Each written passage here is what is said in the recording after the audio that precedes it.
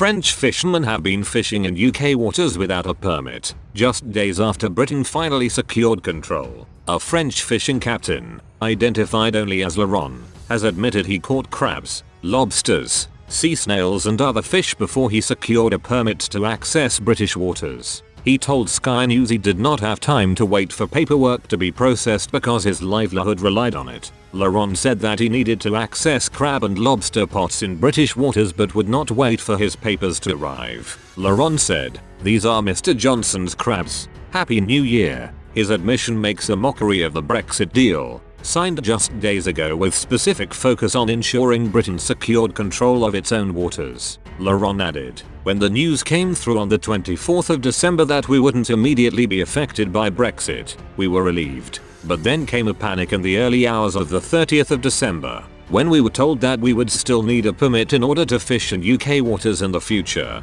Fishermen need fishing permits from Friday to access British waters after a deal was signed on the 31st of December. Boris Johnson said he recognised it would be a difficult period for the EU during the adjustment period over fishing rights. He told MPs, "I've always recognised that this was going to be a difficult period for our European friends and partners because they've been fishing in these waters for decades, if not centuries. And first, as the House will know, they sought an adjustment period of 14 years, but our negotiators whittled that down to 5.5 years during which the UK's share. In that 5.5 years the UK's share of our fish in our waters will rise from over half today to around 2/3. And of course we'd have liked to have done this more quickly, but it's also true that once the adjustment period comes to an end, there will be no limit other than the limits that are placed by the needs of science and conservation on our ability to make use of our marine wealth." But Labour leader Sir Keir Starmer branded the EU deal thin.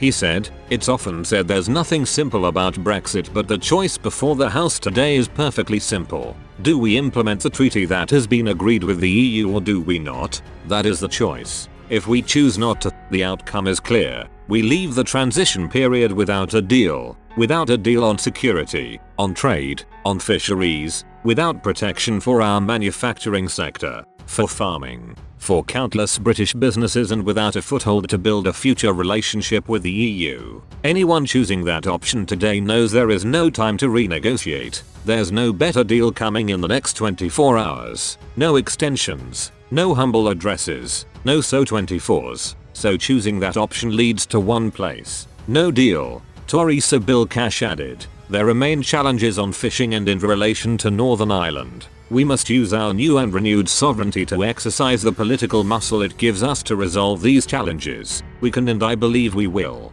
Regaining our right to govern ourselves is a true turning point in our great history. The evolution of modern parliamentary democracy," he said, "has been the bedrock of our freedom and enabled us with the leadership of Churchill to repel the danger of conquest in May 1940. Recalling a conversation with Margaret Thatcher on Europe, he added, "Our Prime Minister Boris Johnson has achieved what all those years ago I was told was impossible. I refused to believe them. So did the Maastricht rebels. And last year the 28 Tory Spartans, which opened the way to where we are today. We have now won back our sovereignty despite those European pieces of paper. We owe our Prime Minister. The country owes him our deepest congratulations on his achievement."